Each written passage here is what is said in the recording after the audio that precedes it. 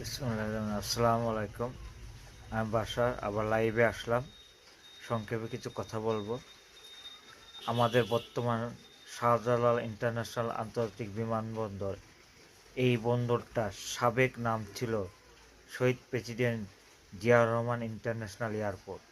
আমরা জন্মের পর থেকেই এই নামটাই দেখে আসছি, কিন্তু স্বৈরাচার আমলিক সরকার তাদের ক্ষমতা অপব্যবহার করে জিয়াউর রহমানের নাম পরিবর্তন করে শাহজালাল আন্তর্জাতিক এয়ারপোর্টের নাম ঘোষণা করে।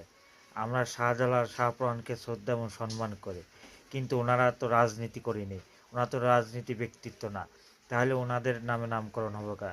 তা আমরা পুনরায় শহীদ প্রেসিডেন্ট জিয়াউর রহমান নামে ইন্টারন্যাশনাল আন্তর্জাতিক বিমানবন্দরের নামকরণ করা হোক। আমরা সেই দাবি জানাই। জনগণের সেই দাবি, সেই প্রত্যাশায় যে আবার সাবেক নামে জিয়াউর রহমান ইন্টারন্যাশনাল আন্তর্জাতিক